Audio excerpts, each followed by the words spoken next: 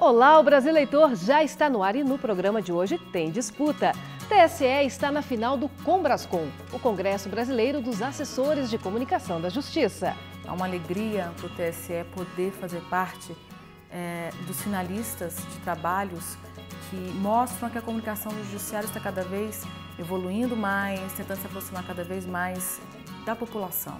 E ainda, a quarta reportagem da série sobre reforma política. O tema, as regras para a criação de partidos. Um sistema que, se persistir, vai continuar permitindo o aumento do número de partidos políticos. O que acontece quando se tem os direitos políticos suspensos? Todas as hipóteses de perda ou de suspensão dos direitos políticos dependem de um processo judicial. Tem também um passeio pelo memorial do TRE da Paraíba. Para os adolescentes de uma escola pública, tentar entender como é que funciona essa questão do voto. E você se lembra do Traje a Rigor, sucesso nos anos 80? A gente bateu um papo com o líder da banda, o Roger, sobre cidadania, política e voto. Desde que a gente se tornou uma artista, a gente ouvia falar de uma obrigação moral que a gente tinha com a população por ter acesso à mídia, principalmente num período em que ainda existia um pouco de censura e tal. Esses são os assuntos que você confere agora no Brasil Eleitor.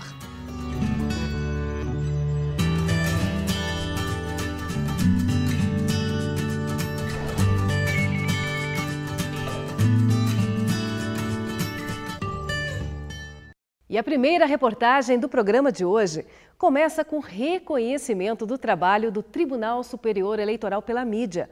O TSE está disputando prêmios no 11º Congresso Brasileiro dos Assessores de Comunicação da Justiça, o Combrascom. O TSE concorre em 3 categorias: mídia radiofônica, inovação e relacionamento com a imprensa. Confira. Quem visita Belo Horizonte não pode deixar de conhecer o Mercado Central, com suas 436 bancas. Provar o famoso queijo Serra da Canastra. Não sou mineiro, mas sou chegado no queijo. É? Muito bom, né? Eu gosto desse curtida, da casquinha amarela. Comer pão de queijo. Pão de queijo é Minas, E é amor, não tem lógica. Isso aqui é muito gostoso. Passear pela Lagoa da Pampulha e ver a cidade lá do alto do Mirante das Mangabeiras. Tanta beleza e hospitalidade fizeram com que a capital mineira fosse escolhida para sediar um importante prêmio de comunicação. Esta semana, Belo Horizonte recebe o 9º Prêmio Nacional de Comunicação e Justiça, o Combrascom, com o tema Comunicação Pública, Gestão e Perspectivas no Sistema de Justiça. O prêmio promove a troca de experiências entre os profissionais que trabalham na área de comunicação do Poder Judiciário. É uma oportunidade de abrir as portas para as pessoas que estão vindo, para a gente poder, de uma forma mais direta, porque sempre a comunicação face a face é a melhor, mas de uma forma mais direta, mostrar um pouco do trabalho e discutir para a melhoria do judiciário, e isso vem muito da comunicação, a melhoria do judiciário via comunicação. Ao todo, são 14 categorias. Entre elas, reportagem de TV, vídeo institucional, relacionamentos com a mídia, mídias impressa e digital. E mais uma vez, a Justiça Eleitoral está entre os finalistas. O TSE concorre em 3 categorias: mídia radiofônica, inovação e relacionamento com a mídia. É uma alegria para o TSE poder fazer parte dos finalistas de trabalhos que mostram que a comunicação do Judiciário está cada vez evoluindo mais, tentando se aproximar cada vez mais da população. Na categoria mídia radiofônica, o TSE disputa o prêmio com a série Diário das Eleições. Por meio de reportagens e boletins, foram debatidos os principais pontos que envolvem uma eleição, sempre com a participação de ministros do TSE e especialistas eleitorais. Diário das Eleições, Tribunal Superior Eleitoral. Foi objetivo nosso fazer com que todos os dias a Justiça Eleitoral tivesse um programa, pílulas das principais decisões do plenário do TSE daquele dia relacionadas às eleições de 2014, na Rádio Justiça e disponibilizado para mais de 2.000 rádios em todo o país, para que eles pudessem reproduzir essa informação. Na categoria Inovação, o TSE concorre com os aplicativos para tablets e smartphones, como o Apuração Eleições 2014, que permitiu o acompanhamento da apuração dos resultados das eleições de 2014 em tempo real. Ao todo, foram feitos mais de 1,5 milhão de downloads.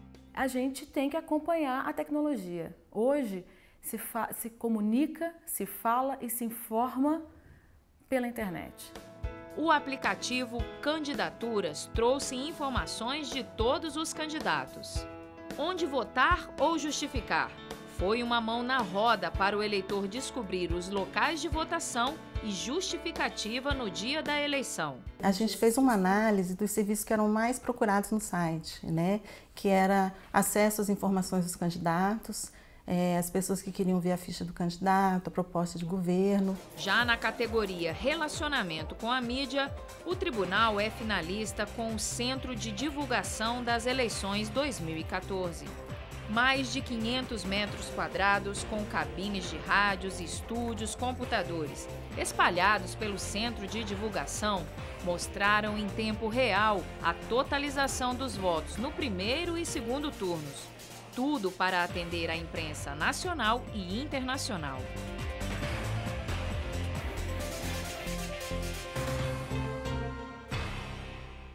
Na quarta reportagem da série sobre a reforma política, a gente vai mostrar que uma das mudanças que pode ser feita é em relação às regras para a criação de partidos políticos.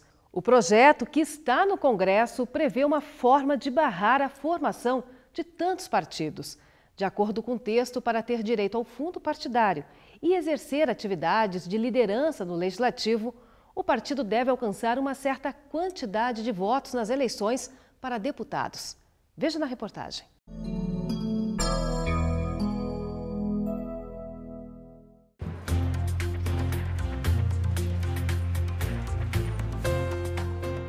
Na prática, o partido é a expressão do projeto político de um determinado grupo, cada um com sua própria maneira de entender como o país deve ser dirigido. Mas qual o papel de um partido político? Ver nossos direitos, brigar por nós, para a qualidade de vida. O partido político é a instância, é um instrumento, vamos dizer assim, de representação de interesses da sociedade civil na esfera política propriamente. Você pode imaginar que a sociedade tem vários e contraditórios interesses e os partidos políticos mais ou menos representam esses interesses. Hoje existem 32 partidos no Brasil. E há quem ache muito. Muito, lógico. Eu acho que podia ter pelo menos uns 3, 4. O processo para criar um partido político é semelhante à abertura de uma empresa. É preciso ter registros, certidões. A legenda também precisa conseguir a assinatura dos eleitores em todas as zonas eleitorais, em pelo menos 9 estados. E essas assinaturas devem corresponder a pelo menos 0,5% dos votos válidos para deputado federal da última eleição. Na realidade, é bem mais fácil do que criar um projeto de lei de iniciativa popular que precisa do apoio de 1% do eleitorado nacional, quase 1.400.000 pessoas.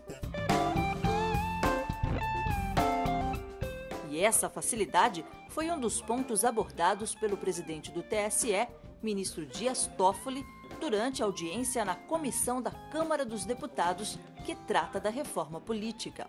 Um sistema que, se persistir, vai continuar permitindo o aumento do número de partidos políticos. Para pôr fim a essa discrepância, uma das alterações previstas na reforma é a chamada cláusula de barreira. Cláusula de barreira é uma cláusula que pretende impedir que partidos muito pequenos e que não conseguem um determinado número de votos tenham um funcionamento parlamentar normal. Ela não obriga o fechamento dos partidos políticos, mas ela impede um funcionamento regular.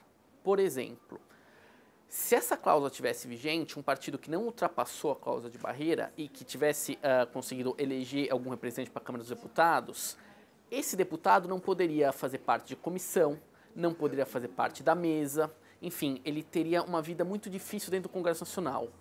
O partido político também que não tivesse passado pela cláusula de barreira, ele não teria praticamente acesso ao fundo partidário, teria acesso a muito pouco dinheiro, praticamente 1% ou menos do fundo partidário, e teria pouquíssimo acesso gratuito à rádio e televisão. Na Câmara dos Deputados, uma proposta de emenda à Constituição quer criar esta cláusula.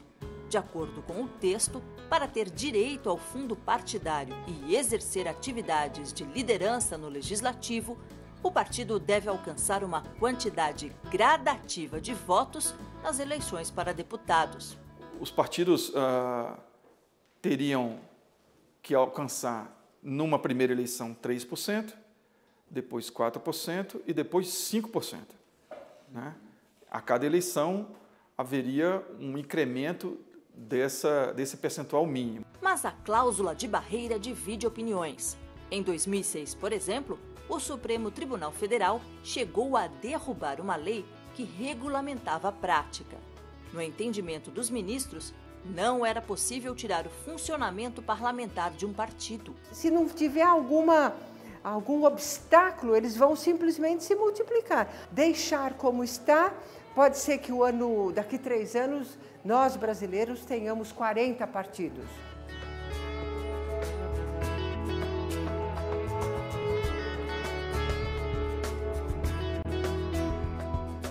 E depois do intervalo, o que acontece quando se tem um direito político suspenso? A gente volta já já.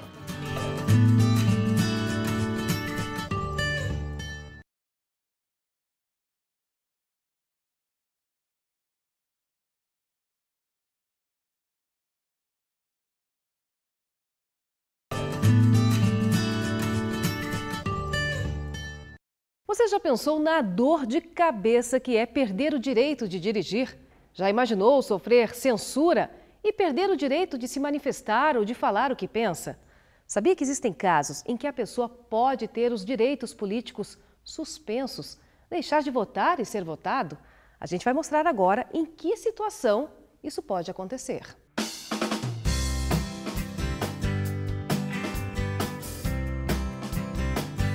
Os direitos políticos traduzem, de maneira geral, a capacidade de votar e de ser votado. É esse conjunto de direitos que permite, por exemplo, uma pessoa tirar o título, organizar e participar de partidos políticos ou sindicatos, se candidatar, apresentar projetos de lei ou ajuizar uma ação popular sobre temas de relevância nacional, como a lei da ficha limpa. Mais oportunidade de democratização, né? Qualquer pessoa pode legislar, pode decidir, desde que a maioria das pessoas, democraticamente, indiquem essa pessoa. Eleição. Os direitos políticos estão na Constituição Federal. Ela também estabelece em quais casos o cidadão pode ficar sem esses direitos. Mas é importante lembrar a diferença entre a suspensão e a perda definitiva, que só ocorre em situações específicas. Todas as hipóteses de perda ou de suspensão dos direitos políticos dependem de um processo judicial, como é o caso da incapacidade civil absoluta. Para eu declarar alguém incapaz absolutamente, eu preciso de um processo judicial. Para condenar alguém criminalmente definitivamente, preciso de um processo judicial. Para poder cassar, para suspender a nacionalidade ou para perda da nacionalidade também preciso. Já a suspensão acontece nos casos de incapacidade civil absoluta, condenação criminal transitada em julgado, recusa em cumprir obrigação imposta a todos, práticas de inegibilidade, como compra de votos e nos casos de improbidade administrativa, enquanto durarem os efeitos da causa. Nesse último caso, além da suspensão, o gestor público perde o cargo, fica com os bens indisponíveis e ainda tem que devolver aos cofres públicos o valor do dano. A lei das inelegibilidades, por exemplo, prevê, em alguns casos, uma suspensão por 8 anos. Mas no caso da condenação criminal, você, além do período da condenação criminal, você tem a partir do cumprimento da pena, mais 8 anos. Então, isso depende da hipótese em que ocorreu a suspensão dos direitos políticos. A situação política de cada eleitor chega à Justiça Eleitoral a partir da comunicação entre todo o judiciário. Ter os direitos políticos suspensos, ainda que temporariamente, traz grandes prejuízos ao cidadão. Porque fazem com que a pessoa possa efetivamente se inserir na sociedade, né? Fazer as coisas básicas e participar do Estado em si.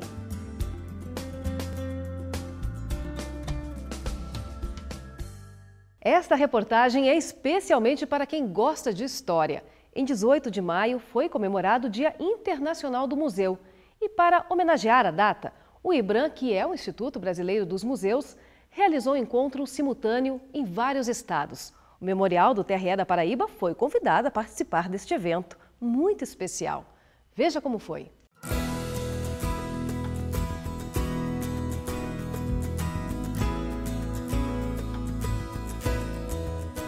O Memorial da Justiça Eleitoral da Paraíba existe há 14 anos. Fazer uma visita significa conhecer um pouco do passado e da evolução do sistema eleitoral brasileiro. No acervo, urnas de votação, reprodução da antiga sala do plenário, roupas usadas pelos júris.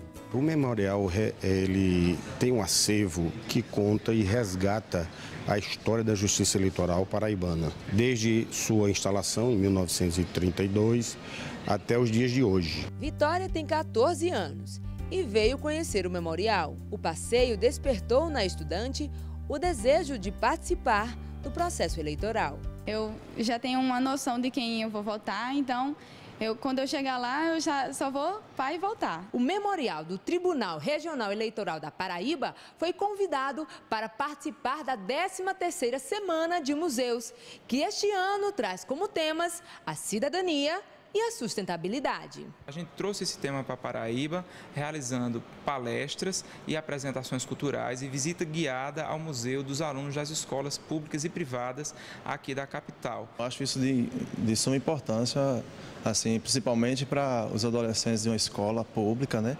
Tentar entender como é que funciona essa questão do voto, né? Já que o Brasil é um país democrático, né? O evento, organizado pelo Instituto Brasileiro de Museus, o IBRAM, foi promovido por diversas instituições de todo o país de forma simultânea.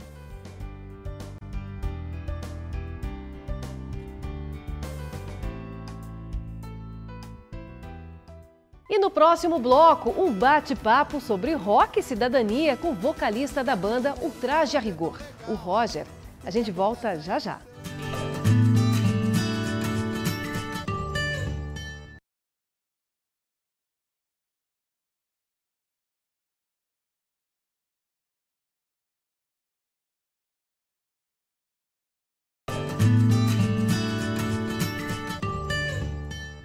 Em homenagem aos 70 anos de reinstalação da Justiça Eleitoral Brasileira, o Senado realizou uma sessão solene com autoridades dos 3 poderes. E, claro, o Brasil Eleitor esteve lá, de olho em tudo o que aconteceu. A jovem democracia brasileira é devedora da Justiça Eleitoral. Foi nesse tom que o presidente do Senado, Renan Calheiros, abriu a sessão especial em homenagem aos 70 anos de reinstalação da Justiça Eleitoral, ao afirmar que sem eleições não há democracia. A presente sessão especial destina-se a comemorar os 70 anos da reinstalação da Justiça Eleitoral nos termos do requerimento 148 de 2015 do senador Romero Jucá e de outros senadores. No plenário, um cenário um tanto diferente do habitual. Várias autoridades do judiciário acompanharam a sessão.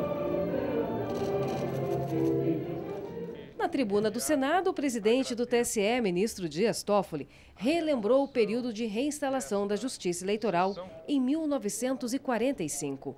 Foi o fim de um período de 8 anos sem eleições no país. Isso porque, em 1937, a Justiça Eleitoral foi extinta pelo então presidente Getúlio Vargas, que deu início ao Estado Novo. O sistema eleitoral brasileiro é um reflexo da formação histórica e política do país. De 1822 ano da primeira legislação eleitoral brasileira, até hoje somam-se 192 anos de vida eleitoral. Não são muitos os países que têm uma tradição de eleições tão longa e tão constante como a nação brasileira. O ministro destacou ainda a relevância do Código Eleitoral de 1932, que permitiu o voto secreto, o alistamento para maiores de 21 anos e o direito do voto feminino. Na América Latina, o Brasil foi o segundo a reconhecer o direito de voto às mulheres, após o Equador, que foi o primeiro, mas o fez ainda antes de muitos países, como França, Itália e Bélgica. Vários parlamentares homenagearam o marco histórico, entre eles o senador Romero Jucá. Mais do que homenagear o TSE e a Justiça Eleitoral pelo que passou, o importante é harmonizar um trabalho, combinar uma forma de atuar no sentido de melhorar as condições políticas e eleitorais para o futuro. O Brasil tem um desafio e a sociedade tem cobrado. Uma reforma política, transparência, enfim, regras claras que deem a representatividade que a população busca na condição política. A senadora Vanessa Graziotin destacou a conquista do voto feminino. Relendo a história, na Constituição de 1890, os discursos contrários ao voto feminino, que efetivamente não foi aprovado, não foi daquela vez ainda, eram discursos que hoje não caberiam mais na boca de qualquer representante da população brasileira. Uns diziam que a mulher não tinha capacidade, outros diziam que seria o início da destruição da família brasileira garantir o voto às mulheres. Eram discursos nesses níveis. Ao fim da cerimônia, o ministro Dias Toffoli agradeceu a homenagem feita à Justiça Eleitoral. O agradecimento do Poder Judiciário e da Justiça Eleitoral em particular para com o Congresso Nacional e para com este Senado da República, que nunca faltou junto ao Poder Judiciário com os instrumentos necessários para que a Justiça Eleitoral possa cumprir as suas competências e o seu mistério.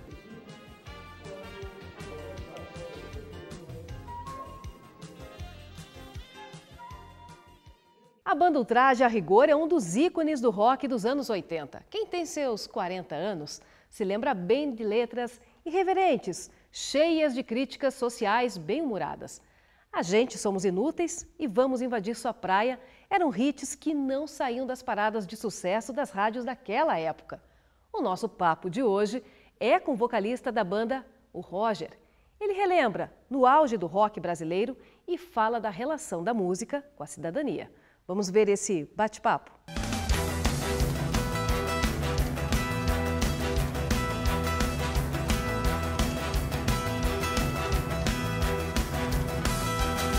Aqui do morro dá pra ver tão legal o que acontece aí no seu litoral. Desde que a gente se tornou uma artista, né, a gente ouvia falar de uma obrigação moral que a gente tinha com a população por ter acesso à mídia, principalmente num período em que ainda existia um pouco de censura e tal. Então a gente fala sobre isso, né? A gente tem várias músicas falando sobre isso. Tem Mim Quer Tocar, fala de votar, Inútil, fala de votar. A gente não sabemos escolher presidente, a gente não sabemos tomar conta da gente, a gente não sabemos quem escovar o dente, tem gringo pensando que nós é inteligente. A gente somos inúteis. E a gente, de maneira geral, a gente falou muito, né, em Terceiro, Pelado, sobre ser cidadão, sobre ser um indivíduo, mas, ao mesmo tempo, ter seus direitos e seus deveres.